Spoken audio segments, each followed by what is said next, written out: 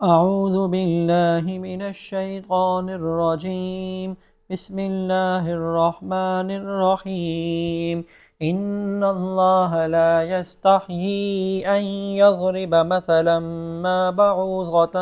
فما فوقها فأما الذين آمنوا فيعلمون أنه الحق من ربهم وأما الذين كفروا فيقولون ماذا أراد الله بهذا مثلا يضل به كثيرا ويهدي به كثيرا وما يضل به إلا الفاسقين.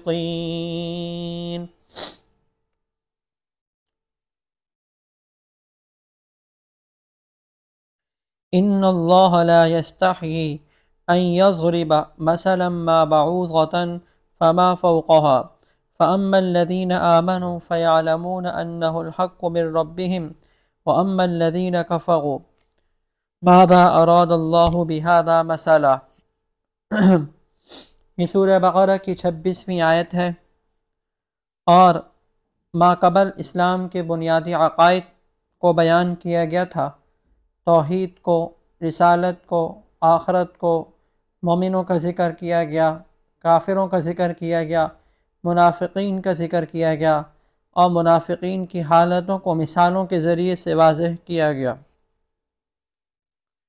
اور اس سے پہلے والی آیتوں میں قریب ہی جو گزری ہیں، اس میں مسلمانوں، اس میں کافروں کو چیلنج دیا گیا تھا کہ تم بڑے فصیح و بلیغ لوگ ہو، بڑے عربی دان ہو، عربی کو سمجھتے ہو، جانتے ہو، اور تم قرآن کے کلام الہی ہونے کا انکار کر رہے ہو اور کہہ رہے ہو کہ یہ اللہ کی طرف سے نازل کردہ کلام نہیں ہے بلکہ پیغمبر نے از خود بنا لیا ہے، تو تم عربی میں بڑے ماہر ہو، تمہیں چیلنج دیا جا رہا ہے کہ تم اس چیلنج کو قبول کرو اور اس جیسی فَأْتُوا بِسُورَةٍ مِثْلِهِ، اس جیسی کوئی صورت بھی لے کے آ جاؤ۔ فَأْتُوا بِسُورَةٍ مِّن مِثْلِهِ وَادْعُوا مَنِ اسْتَطَعْتُم مِّن دُونِ اللَّهِ إِن كُنتُمْ صَادِقِينَ۔ یعنی اگر تم اس چیلنج کے اندر سچے ہو اور یعنی تم کہتے ہو بڑے عربی کے ماہر لوگ ہو، تو تم اس جیسی کوئی صورت جو ہے وہ لے کر آ جاؤ۔ تو اللہ رب العزت نے فرمایا وَلَن تَفْعَلُوا، وہ ہرگز ایسا نہیں کر سکتے، اور واقعہ انہوں نے نہیں کیا اور اس چیلنج کا کوئی جواب نہیں دیا۔ تو قرآن پر پھر وہ اعتراضات کرنے شروع ہو گئے، یعنی جب قرآن کے مثل لانے سے وہ کیا ہو گئے، عاجز ہو گئے، تو اب انہوں نے اعتراض ڈھونڈا کہ کسی نہ کسی طریقے سے مطلب ہم سچے ہو جائیں اپنی بات میں۔ اعتراض کیا کیا؟ اعتراض یہ کیا کہ دیکھیں، اگر یہ اللہ کا کلام ہوتا اور یہ پیغمبر پر نازل کیا جانے والا کلام ہوتا اللہ کی طرف سے، تو پھر اس میں حقیر مخلوقات کا ذکر کیوں ہے؟ مکھی کا ذکر ہے، کہیں مکڑی کا ذکر ہے، تو پھر ان حقیر چیزوں کا ذکر کیوں کیا؟ تو اس پر انہوں نے کہا، یہ اعتراض کیا، جیسے قرآن میں آیا نا دوسری جگہ پر، یعنی مکھی کا ذکر کہاں پر آیا؟ لن یخلقوا ذبابا، پارہ نمبر 17 میں، سورہ حج کے آخری رکوع ہے، اور سورہ انبیاء پارہ نمبر 17 شروع ہو رہا ہے، تو پارہ نمبر 17 کا بھی آخری رکوع ہے، سورہ حج کا بھی آخری رکوع ہے، وہاں پہ ذکر ہو رہا ہے کہ جن تم بتوں کی عبادت کر رہے ہو، ان بتوں کی بے بسی کا حال تو یہ ہے کہ لن یخلقوا ذبابا، وہ ایک مکھی بھی پیدا نہیں کر سکتے، وَلَوِ اجْتَمَعُوا لَهُ، اس کام کے لیے وہ سب کے سب اکٹھے ہو جائیں تو بھی وہ کیا ہے، نہیں کر سکتے۔ تو دیکھیں مکھی کا ذکر ہو گیا، ذباب مکھی کو کہتے ہیں، تو بڑی تفصیل سے وہاں پر بیان ہوا، تو مکھی کا ذکر کیا گیا، دوبارہ مکھی کا لفظ آیا۔ اسی طریقے سے قرآن میں ایک جگہ فرمایا مَثَلُ الَّذِينَ اتَّخَذُوا مِن دُونِ اللَّهِ أَوْلِيَاءَ كَمَثَلِ الْعَنكَبُوتِ، یعنی جن لوگوں کو انہوں نے خدا کے علاوہ معبود بنا رکھا ہے، مشکل کشا بنا رکھا ہے، حاجت روا بنا رکھا ہے اور معبود بنا رکھا ہے، کمثل العنکبوت، ان کی مثال تو کیسی ہے؟ مکڑی کے جالے سے ہے، مکڑی کے گھر سے ان کو کیا ہے تشبیہ دی گئی۔ تو مکڑی کا یہاں پر دیکھیے ذکر کیا گیا، مکڑی کے جالے کا ذکر کیا گیا، مکڑی کے گھر کا ذکر کیا گیا۔ تو انہوں نے یہ اعتراض کیا کہ جب یہ مکھی کا ذکر ہے، مکڑی کے جالے کا ذکر ہے، یہ حقیر چیزوں کا جو ہے وہ ذکر کیا گیا، تو معلوم یہ ہوا کہ اللہ کا کلام نہیں ہے، یعنی یہ وہ لوگ کہنے لگے، اعتراض کرنے لگے۔ تو اس آیت مبارکہ کے اندر کفار کے اس نامعقول اعتراض کا جواب دیا گیا اور فرمایا گیا ان اللہ لا یستحیی ان یضرب مثلا ما بعوضۃ فما فوقها، کہ بھئی یاد رکھو اللہ تو اس بات سے نہیں شرماتا کہ وہ کسی بات کو واضح کرنے کے لیے، سمجھانے کے لیے کوئی بھی مثال دے، چاہے وہ مچھر ہو معمولی چیز میں، یا مچھر سے بھی زیادہ جو ہے وہ کیا ہو، معمولی چیز ہو۔ تو بات کو سمجھانا ہوتا ہے نا، کسی بات کو واضح کرنا ہوتا ہے، یعنی یہ تو بڑی بیوقوفانہ بات ہے کہ محض کتاب میں مچھر کا ذکر ہو گیا یا مکڑی کے جالے کا ذکر ہو گیا، مکھی کا ذکر ہو گیا، تو اس کتاب کو ہی قابل اعتراض سمجھا جائے، اسے اللہ کا کلام ماننے سے انکار کیا جائے، یہ تو بڑی بیوقوفانہ بات ہے۔ جب معاملہ مکھی کا ہوگا، مچھر کا ہوگا یا مکڑی کے بیان کا ہوگا، تو ظاہر ہے کہ مکھی، مچھی، مچھر اور مکڑی وغیرہ ہی کی تو کیا ہوں گی، مثالیں دی جائیں گی نا، کوئی شیر یا بھیڑیا تو نہیں یعنی کہ مثال میں دیا جائے گا۔ جب مثال کسی حقیر چیز کی دی جا رہی ہے تو مثال میں حقیر چیز ہی کو بیان کیا جائے گا، یہ تو نہیں ہو سکتا کہ بات تو کی جا رہی ہے معمولی چیز کی اور اس کی جگہ آدمی کسی بڑی مخلوق کی مثال کو وہ بیان کرے۔ اگر ایسا کیا جائے گا تو در حقیقت یہ احمقانہ کیا ہوگی، بات تو یہ ہوگی۔ تو کفار کا یہ اعتراض اتنا احمقانہ ہے کہ کوئی بھی جس کی طبیعت صحیح ہو، سلیم الطبع شخص،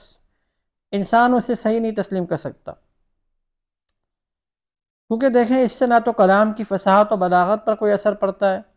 نہ اس کلام کے اعلیٰ درجے کی صفات کی نفی ہوتی ہے۔ اگر معاملہ اس کے برعکس ہوتا نا کہ مثال تو چھوٹی چیز کی دینی تھی لیکن کسی بڑی چیز کا ذکر کر دیا، تو یہ بات کیا ہوتی، فصاحت و بلاغت کے خلاف ہوتی، عقل کے خلاف ہوتی، قابل اعتراض سمجھی جاتی۔ قرآن نے تو وہ اسلوب اختیار کیا ہے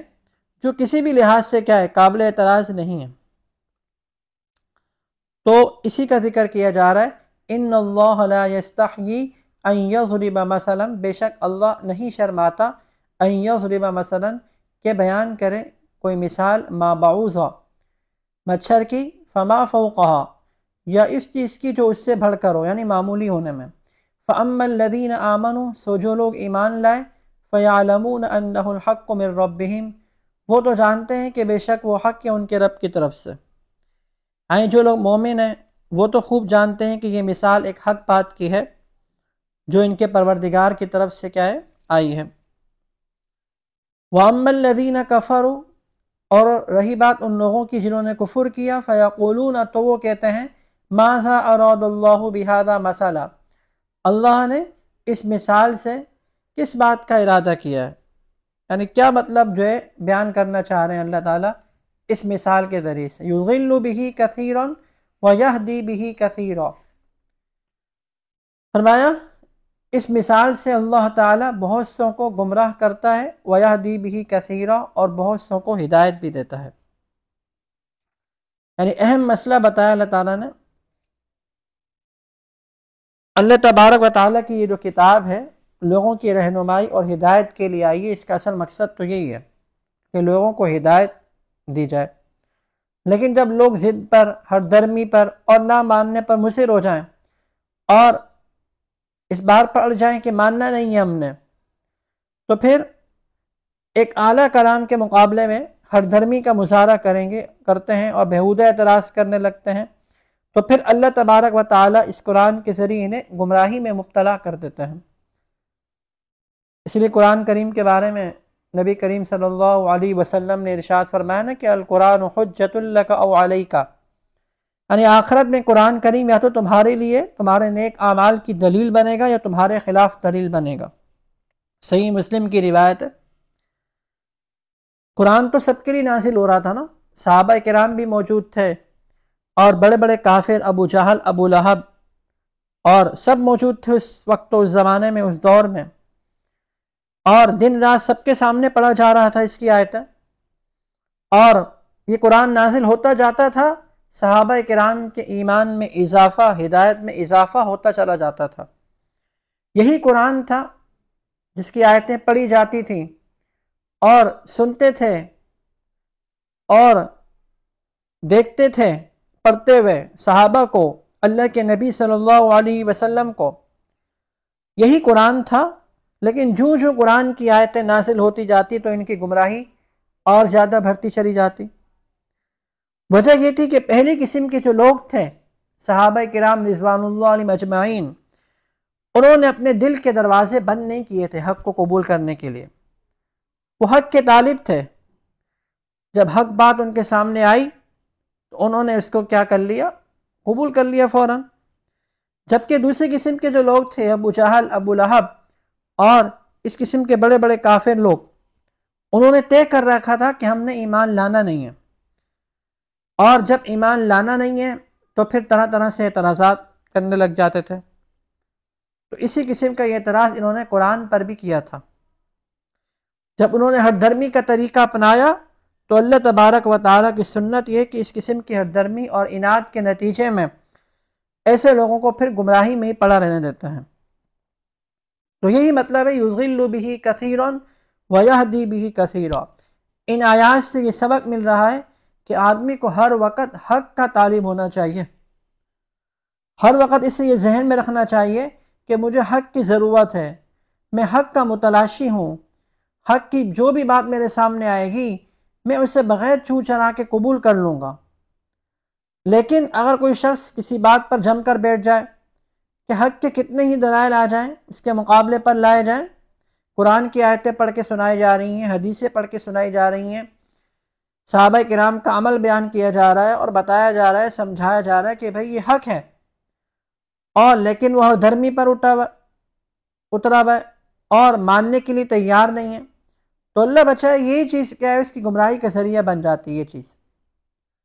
اور اللہ تعالیٰ پھر ایسے شخص کو کیا ہے، گمراہ کر دیتا ہے۔ وما یضل بہ الا الفاسقین، اور گمراہ نہیں کرتا اس سے مگر فاسقوں کو، یعنی نافرمانوں کو ہی کیا ہے، گمراہ کرتا ہے۔ وما یضل بہ الا الفاسقین الذین ینقضون عہد اللہ من بعد میثاقہ۔ فاسقوں کا ذکر ہوا، نافرمانوں کا ذکر ہوا، آگے نافرمانوں کی تین صفات کو بیان کیا گیا۔ الذین ینقضون عہد اللہ من بعد میثاقہ، جو توڑتے ہیں اللہ کے عہد کو اس کو پکا کرنے کے بعد۔ پہلی صفت نافرمانوں کی بیان کی کہ وہ اللہ کے عہد کو توڑتے ہیں۔ اس عہد سے کیا مراد ہے کہ جس کو وہ توڑتے ہیں؟ تو مفسرین یہ فرماتے ہیں بعض، اس عہد سے مراد وہ عہد الست ہے، اس کا قرآن میں دوسری جگہ ذکر آیا نا، الست بربکم قالوا بلا شہدنا، کہ جب اللہ تبارک و تعالی نے تمام روحوں کو جمع کر کے ان سے عہد لیا تھا نا، الست بربکم، کیا میں تمہارا رب نہیں ہوں؟ تو سب نے اللہ تبارک و تعالی کے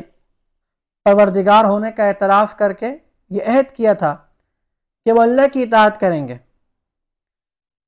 اس کو پکا کرنے کے بعد توڑتے ہیں۔ پکا کرنے کا کیا مطلب ہے؟ پکا کرنے سے مراد یہ ہے کہ وہ تو عہد کیا تھا، لیکن بعد میں ہر دور کے اندر اللہ نے اپنے پیغمبروں کو بھیجا، رسولوں کو بھیجا، جو اس عہد کو یاد دلا رہے تھے، اور کہ اللہ تعالیٰ کے خالق و مالک ہونے پر وہ دلائل قائم کر رہے تھے اور لوگوں کو اس عہد پر قائم رہنے کی تاکید کر رہے تھے۔ تو عہد تو وہ ہوا تھا الست بربکم والا، سب روحوں کو جمع کر کے، لیکن مزید پختہ کرنے کے لیے اور یاد دہانی کے لیے کہ تم اپنے کیے ہوئے عہد سے پھر تو نہیں گئے ہو۔ اگر تم پھر گئے ہو تو پیغمبروں کو بھیجا جا رہا ہے، پیغمبروں نے اس کی دعوت دینی ہے اور اس عہد کو یاد دلانا ہے کہ تم نے ایک دن، یعنی سب کی روحوں نے ایک دن اس بات کا اقرار کیا تھا، تو لہذا اسی عہد پر کیا ہے، قائم رہو۔ تو پکا کرنے کا یہ مطلب ہے۔ اور ایک اور مطلب بھی ہو سکتا ہے جسے کہ بعض مفسرین نے ذکر کیا ہے کہ اس سے مراد وہ عملی اور خاموش عہد مراد ہے، یعنی جو توڑتے ہیں اللہ کے عہد کو اس کو پکا کرنے کے بعد، یعنی خاموش عہد، جس کو آج کل کی اصطلاح میں کہا جاتا ہے نا ٹیک اٹ کووننٹ، یعنی وہ عہد جو ہر انسان پیدا ہوتے ہی اپنے خالق اور مالک سے کرتا ہے۔ یہ ایسے ہے نا، مثال کے طور پہ کوئی کسی باہر ملک میں رہنے والا انگلینڈ میں کوئی پیدا ہوا، یعنی وہیں پیدا ہوا ہے، تو اسے باقاعدہ بتایا نہیں جائے گا کہ بھائی دیکھو یہ قانون ہے اس ملک کے، بلکہ اس ملک پر رہنے وہیں پیدا ہوا ہے تو مطلب اسے اس قوانین کے اوپر عمل کرنا ہوگا، یعنی اس ملک کا وہ شہری ہونے کی وجہ سے گویا خاموش عہد کرتا ہے کہ وہ اس ملک کے قوانین کا کیا ہوگا، پابند ہوگا، چاہے زبان سے اس نے کچھ نہ کہا ہو، لیکن اس کا کسی ملک میں پیدا ہونا ہی گویا کہ اس عہد کے قائم مقام ہوتا ہے۔ تو یہی وجہ ہے جو لوگ کسی ملک میں پیدا ہوتے ہیں تو وہ اس ملک کے کیا ہوتے ہیں، شہری کہلاتے ہیں، ان کے سامنے اس عہد نامے کو پڑھنے کی ضرورت نہیں ہوتی، نہ باقاعدہ کوئی اہتمام کرنا پڑتا ہے، وہ پیدا ہو گئے تو خود بخود کیا ہو گئے، شہری بن گئے۔ ہاں تو یہاں سے ایک ملک سے دوسرے ملک میں جب جاتا ہے تو اس کو شہری بننے کے لیے پوری کارروائی ہوتی ہے اور پوری شرائط ہوتی ہیں، معاملات ہوتے ہیں، چھان بین ہوتی ہے، ساری چیزیں ہوتی ہیں، تو پھر اس کے بعد اس کو کیا ہے، شہری قرار دیا جاتا ہے۔ تو وہ شہر میں رہنے والا ہے، شہر میں پیدا ہوا ہے، تو وہ گویا کہ کیا کر رہا ہے، خاموش طریقے سے ان قوانین کا پابند ہے۔ تو اسی طریقے سے جب بھی کوئی انسان پیدا ہو رہا ہے تو گویا کہ وہ اپنے خالق و مالک سے عہد کر رہا ہے، یعنی پیدا ہوتے ہی، اسے خاموش عہد کہتے ہیں۔ وہ خاموش عہد یہی ہے کہ اس کائنات میں جب زندگی گزارے گا، دنیا میں رہتے ہوئے زندگی گزارے گا، تو اپنے پیدا کرنے والے کی ہدایت کے مطابق یہاں پر زندگی گزارے گا، اس کی تعلیمات پہ عمل کرے گا۔ تو اس عہد کے لیے زبان سے کچھ کہنے کی بھی کیا ہوتی ہے، ضرورت نہیں ہوتی۔ اب دیکھیے یہی وجہ ہے کہ بعض مفسرین نے جو یہ مطلب بیان کیا نا اس عہد کا، یہ والا، کیونکہ آگے آ رہا ہے نا اگلی آیتوں میں ہم پڑھیں گے، هو الذی خلق لکم ما فی الارض جمیعا ثم استوى، یعنی فوراً اللہ تعالیٰ نے یہ ارشاد فرمایا کہ تم اللہ تبارک و تعالیٰ کے ساتھ کفر کا طرز عمل کیسے اختیار کرتے ہو، کیف تکفرون باللہ وکنتم امواتا، حالانکہ تم مردہ تھے، اس نے تمہیں جو ہے وہ زندگی دی اور پھر وہ تم کو موت دے گا، پھر تم کو زندہ کرے گا، پھر اس کی طرف تم کو لٹایا جائے گا۔ یعنی اگر ذرا سا غور کرو تو صرف یہ بات کہ کسی نے تمہیں پیدا کیا ہے، یہی تمہاری طرف سے کیا ہے، عہد ہے کہ تمہیں اس پیدا کرنے والے کی نعمتوں کا کیا ہوگا، اعتراف کرنا پڑے گا۔ تو اسی کا ذکر ہے الذین ینقضون عہد اللہ من بعد میثاقہ، ایک تو ان فاسقین کی یہ صفت بیان کی گئی کہ وہ نافرمانی کرتے ہیں، توڑتے ہیں اللہ کے عہد کو اس کو پکا کرنے کے بعد۔ ان فاسقین کی دوسری صفت بیان کی گئی وَيَقْطَعُونَ مَا أَمَرَ اللَّهُ بِهِ أَن يُوصَلَ، کہ جن کو جوڑنے کا حکم دیا گیا ہے، جن رشتہ داریوں کے ساتھ جوڑنے کا حکم دیا گیا ہے، ان کو وہ کیا کرتے ہیں، کاٹتے ہیں، یعنی قطع رحمی کے مرتکب ہوتے ہیں۔ یہ ان کی کیا ہے، دوسری صفت بیان کی گئی نافرمانوں کی۔ وَيَقْطَعُونَ، اور قطع کرتے ہیں، مَا أَمَرَ اللَّهُ بِهِ، اس چیز کو جس کو اللہ نے فرمایا ہے، ان یوصل، ملانے کو۔ تیسری صفت وَيُفْسِدُونَ فِي الْأَرْضِ، اور زمین میں کیا کرتے ہیں، فساد مچاتے ہیں۔ یاد رکھیے یہ زمین جو ہے یہ اللہ تبارک و تعالیٰ کی پیدا کی ہوئی ہے، اصل حق اس زمین کا یہ کہ اس پر اللہ کی عبادت کی جائے، اللہ کے احکامات پر عمل کیا جائے، اس زمین میں رہتے ہوئے ویسی زندگی گزاری جائے جیسے اللہ تعالیٰ نے بتائی ہے، جیسے اللہ تعالیٰ کے پیغمبر نے بتائی ہے۔ اگر وہ اس زمین میں رہتے ہوئے کسی اور کی عبادت کرے گا، اس زمین میں رہتے ہوئے ان احکامات کو پورا نہیں کرے گا، تو یہ فساد فی الارض میں کیا ہوگا، شامل ہوگا، ویسے اخلاق کو نہیں اپنائے گا جیسے کہ اللہ تعالیٰ نے بتائے ہیں۔ تو جو انسان یہ کام کر رہے ہیں تو گویا کہ وہ زمین کی جو پیدائش کا اصل مقصد تھا وہ ان کو حاصل ہو رہا ہے۔ اب کوئی شخص اللہ کی عبادت کے بجائے کسی اور کی کرتا ہے،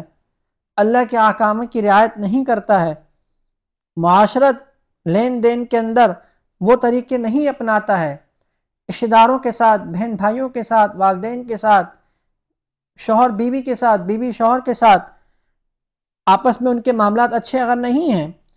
اور معاملات میں اگر حلال و حرام کی پرواہ نہیں ہے، تو گویا کہ یہ زمین کو اس کے اصل مقصد میں استعمال نہیں کر رہا،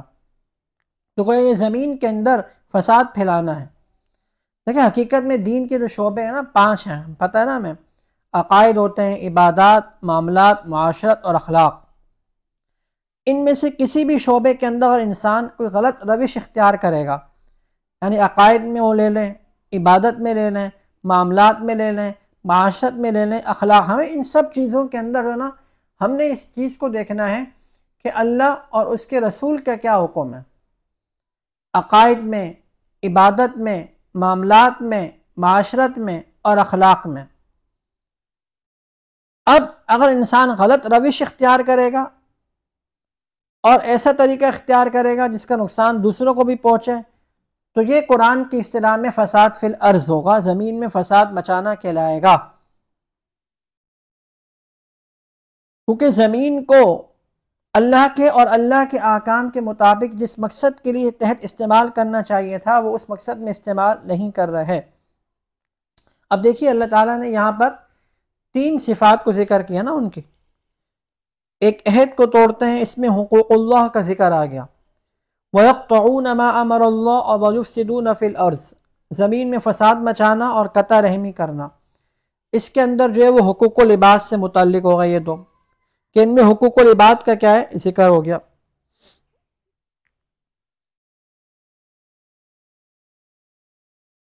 تو اللہ تعالیٰ نے ان 3 صفات میں اس بات کی طرف اشارہ فرمایا کہ یہ جو نافرمان لوگ ہیں یہ نہ اللہ کے حقوق ادا کرتے ہیں اور نہ بندوں کے حقوق ادا کرتے ہیں، اور جو شخص ظاہری بات ہے کہ نہ اللہ کے حقوق ادا کر رہا ہو اور نہ بندوں کے حقوق ادا کر رہا ہو تو وہ یفسدون فی الارض، زمین کے اندر فساد مچانے والا ہوگا۔ اب دیکھیے آگے جو آیت ہے، کیف تکفرون باللہ وکنتم امواتا، پہلے اس کا ترجمہ دیکھ لیتے ہیں۔ کیف تکفرون یعنی کیسے تم انکار کرتے ہو اللہ کا، وکنتم امواتا حالانکہ تم بے جان تھے، فاحیاکم پھر اس نے تم کو زندگی بخشی، ثم یمیتکم پھر وہ تمہیں موت دے دے گا، ثم یحییکم پھر وہ تمہیں زندہ کرے گا، ثم الیہ ترجعون پھر اسی کی طرف تم لوٹائے جاؤ گے۔ یہ اللہ تعالیٰ کا ایک اسلوب ہے، جب کوئی حقیقت بیان فرماتے ہیں نا اللہ تعالیٰ، یا لوگوں کو کسی چیز کی طرف دعوت دیتے ہیں، کسی حقیقت کی طرف دعوت دیتے ہیں، یا کسی حکم کا پابند بناتے ہیں، تو صرف قانونی انداز میں نہیں کہ ایک حکم جاری جو ہے وہ کر دیا، یعنی قانونی انداز میں ایک حکم جاری نہیں فرماتا، کیونکہ اللہ تعالیٰ جہاں پر حاکم ہے نا وہاں رب بھی ہیں، پروردگار بھی ہیں، رحیم بھی ہیں، کریم بھی ہیں اور حکیم بھی ہیں، تو لہٰذا وہ صرف قانون جاری کرنے پر اکتفا نہیں فرماتے، جیسے کہ دنیا میں تو اس طرح ہوتا ہے نا، کوئی حاکم قانون جاری کر دیتا ہے، بلکہ قانون کے آگے پیچھے کوئی ایسا اسلوب بھی اختیار فرماتے ہیں اللہ تعالیٰ جو نصیحت اور شفقت کا اسلوب ہوتا ہے، جو دل کے اندر نرمی پیدا کرتا ہے۔ اب دیکھیے جو آگے آیتیں کیف تکفرون، ان کے اندر اللہ تعالیٰ نے یہی اسلوب اختیار کیا کہ ہم نے تمہیں 3 عقائد کی دعوت دی جا رہی ہے نا، تمہیں 3 عقائد کی، توحید، رسالت اور آخرت، جس کا ذکر کیا گیا پیچھے، انہیں اچھی طرح سمجھو اور غور کرو، اس کے خلاف تم نے جو راستہ اختیار کیا ہوا ہے وہ تمہارے لیے کتنا نامناسب ہے۔ تو اس طریقے سے اللہ تعالیٰ جو ان کو دعوت دے رہے ہیں، کیف تکفرون باللہ، تم اللہ کا کیسے انکار کرتے ہو حالانکہ تم بے جان تھے، پھر اس نے تمہیں زندگی بخشی ہے۔ اب دیکھیے کتنا مشفقانہ انداز ہے نا، یعنی بتایا جا رہا ہے کہ دیکھو عقلی باتیں اور عقلی دلائل تو اپنی جگہ رہے، تم خود سوچو، خود غور کرو، تم یہ بات خود تسلیم کرتے ہو نا کہ تم بے جان تھے، اللہ نے تمہیں زندگی دی ہے اور موت آئے گی، تم مانتے ہو، سب مانتے ہیں موت آئے گی، وہ اسی کی طرف سے آئے گی، پھر تم اس کے پاس لوٹائے جاؤ گے، تو پھر اللہ کے ساتھ کفر کا طرز عمل تم کیسے اختیار کرتے ہو؟ کتنا مشفقانہ انداز ہے۔ اور پھر آگے فرمایا هو الذی خلق لکم ما فی الارض جمیعا، یعنی اللہ تعالیٰ نے اپنے انعامات کو ذکر کیا، جو اللہ تعالیٰ نے پوری انسانیت پر جو انعامات کیے ہیں نا، ان کا اللہ تعالیٰ نے تذکرہ فرمایا۔ هو الذی خلق لکم، وہی ہے الذی خلق، جس نے پیدا کیا، لکم تمہارے لیے، ما فی الارض جمیعا، جو کچھ زمین میں ہے سب کا سب تمہارے لیے پیدا کیا۔ یعنی اللہ تعالیٰ نے صرف تم کو پیدا نہیں کیا، بلکہ زمین میں بھی جو کچھ ہے وہ تمہارے لیے پیدا کیا۔ زمین میں جو چیزیں اگ رہی ہیں تمہارے لیے ہیں، درخت ہیں وہ تمہارے لیے ہیں، اس کے پھل ہیں وہ تمہارے لیے ہیں، ترکاریاں ہیں تمہارے لیے ہیں، وہ جانور ہیں تمہارے لیے ہیں۔ یعنی یہ ساری چیزیں پیدا کی ہیں اور ان سب کو تمہارے لیے کیا کیا ہے؟ حلال کیا ہے۔ یعنی زمین میں تو حال یہ ہے کہ ہم نے سب کچھ تمہارے لیے پیدا کیا، اسی طرح ہم نے آسمان بھی پیدا کیا ہے، اور اوپر تلے 7 آسمان بھی پیدا کیے، جیسے آگے ہے نا ثم استوى الى السماء، پھر متوجہ ہوا، قصد کیا، الى السماء آسمان کی طرف، فسواہن سو ٹھیک کر دیا، ہن ان کو، 7 سماوات 7 آسمان بنائے، یعنی 7 آسمانوں کی شکل میں ان کو ٹھیک ٹھیک بنا دیا۔ یعنی مشرکین اس بات کو مانتے تھے کہ آسمان کو پیدا کرنے والا اللہ تعالیٰ ہی ہے، اس لیے فرمایا گیا جب یہ بات تم مانتے ہو، پھر تمہارا دل کیسے اس بات پر آمادہ ہو جاتا ہے کہ تم اس کی عبادت کو چھوڑ کر ان بتوں کی عبادت کرنے میں لگ جاؤ، اس ایک اللہ کی عبادت کو چھوڑ کر کسی اور کی عبادت میں لگ جاؤ، تمہارا یہ دل کیسے مانتا ہے؟ اب دیکھیے یہاں پر تھوڑی سمجھنے کی چیز ہے، هو الذی خلق لکم ما فی الارض جمیعا، تو فقہائے کرام نے اس سے یہ مسئلہ مستنبط کیا ہے اس آیت کے ان الفاظ سے کہ وہی ہے جس نے پیدا کیا تمہارے لیے جو زمین میں ہے سب کا سب، یعنی کائنات میں جتنی بھی چیزیں اللہ نے پیدا کی ہے نا، ان کے استعمال میں اصل یہ ہے کہ وہ بندے کے لیے کیا ہے؟ حلال ہیں۔ وہ کیا ہے؟ اصل کیا ہے؟ چیزوں میں حلت ہے، یعنی جب تک کسی چیز کی حرمت کی کوئی دلیل واضح طور پر آ نہ جائے، یعنی قرآن میں نہ آ جائے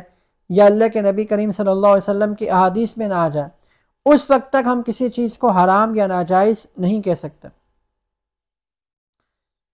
کیونکہ اللہ نے ساری کی ساری چیزیں جو پیدا کی ہیں وہ ہمارے نفع کے لیے پیدا کی ہیں، لہذا وہ اس وقت تک حلال رہیں گی جب تک خود اللہ تعالیٰ کی طرف سے اس کی کیا ہے؟ ممانعت نہ آ جائے، اس وقت تک کیا ہے؟ وہ حلال رہیں گی۔ جیسے کسی شاعر نے یہ بات کہی ہے نا، نہیں یہ چیز نکمی کوئی زمانے میں، کوئی برا نہیں قدرت کے کارخانے میں۔ کہیں دنیا کی کوئی بھی چیز ایسی نہیں ہے نا جس سے انسان کو کسی نہ کسی طریقے سے بلا واسطہ یا واسطے کے ساتھ فائدہ نہ پہنچتا ہو۔ بہت سی چیزیں ایسی ہیں کہ انسان کو سمجھ میں نہیں آتی اور انسان سمجھتا ہے کہ یہ چیز بیکار ہے، میرا کوئی فائدہ نہیں ہے۔ یہاں تک کہ بہت سی چیزیں ایسی ہیں جو انسان کے لیے مضر سمجھی جاتی ہیں نا، زہریلے اشیاء ہو گئے، زہریلے جانور ہو گئے، غور کریں تو وہ بھی کسی نہ کسی حیثیت سے انسان کے لیے نفع بخش ہوتی ہیں۔ جو چیزیں انسان کے لیے ایک طرح سے حرام ہے نا، دوسری کسی اور حیثیت سے ان کا نفع بھی کیا ہے؟ انسان کو پہنچ رہا ہوتا ہے۔ تو اس آیت کے اندر اسی کو بیان کیا گیا، هو الذی خلق لکم ما فی الارض جمیعا ثم استوى الى السماء فسواہن 7 سماوات وهو بكل شیء علیم۔ وہی ہے الذی خلق، جس نے پیدا کیا، لکم تمہارے لیے، ما فی الارض جو کچھ زمین میں ہے سب، ثم استوى الى السماء پھر متوجہ ہوا آسمان کی طرف، فسواہن پھر ان کو ٹھیک کر دیا 7 آسمان کی صورت میں، وہو بکل شیء علیم اور وہ ہر چیز کا کیا ہے؟ جاننے والا ہے، خوب جاننے والا ہے۔ اب دیکھیے یہاں پہ نا ایک بات سمجھنے کی ہے، هو الذی خلق لکم ما فی الارض جمیعا ثم استوى الى السماء، یعنی زمین کی پیدائش کا ذکر پہلے معلوم ہو رہا ہے کہ زمین کو پہلے پیدا کیا اور پھر آسمان کی پیدائش کا ذکر کیا جا رہا ہے۔ سورہ نازعات پارہ نمبر 30 میں وہاں یہ فرمایا جا رہا ہے وَالْأَرْضَ بَعْدَ ذَلِكَ دَحَاهَا، کہ زمین کو بعد ذالک، اس کے بعد دحاہا بچھایا، یعنی آسمانوں کے پیدا کرنے کے بعد جو ہے زمین کو بچھایا۔ اور یہاں ذکر ہو رہا ہے کہ پہلے زمین کو پیدا کیا اور پھر، کیونکہ یہاں پہ سما بیان کیا گیا نا، سما، یہ جو سما آتا نا کبھی تراخی کے لیے آتا ہے کبھی، یعنی پہلے ایک چیز ہوئی ہے اور اس کے بعد دوسری چیز آ رہی ہے، تو یہاں پہ سما جو ہے تراخی کے لیے، یعنی پہلے زمین کو پیدا کیا پھر آسمان کو۔ تو مفسرین فرماتے ہیں وہ جو سورہ نازعات میں فرمایا نا کہ پہلے آسمان کو پیدا کیا اور زمین کو اس کے بعد بچھایا، تو اس کا مطلب یہ ہے کہ زمین کی جو درستی تھی اور پیداوار وغیرہ نکالنے وغیرہ کی جو تفصیلات وغیرہ تھی وہ بعد میں ہوئے ہیں۔ تخلیق یعنی نفس سے پیدا کرنا زمین ہی کا پہلے ہوا ہے اور آسمان کا کیا ہے، بعد میں ہوا ہے، جیسے کہ اس آیت سے بالکل واضح طور پر معلوم ہو رہا ہے۔ 7 آسمان، اس آیت سے ایک یہ بات معلوم ہوئی کہ آسمانوں کی جو تعداد ہے نا وہ کتنی ہے، 7 ہے۔ علم ہیئت والوں کا یہ کہنا ہے کہ آسمان کی تعداد جو ہے وہ کتنی 9 ہے، یہ غلط ہے، کوئی دلیل نہیں ہے اس کی، اور یہ محض اٹکل ہے، خیالات ہیں، تخمینے ہیں، ان کے اپنے اندازے ہیں۔ قرآن واضح طور پر بیان کر رہا ہے کہ 7 آسمان ہیں۔ وآخر دعوانا ان الحمد للہ رب العالمین۔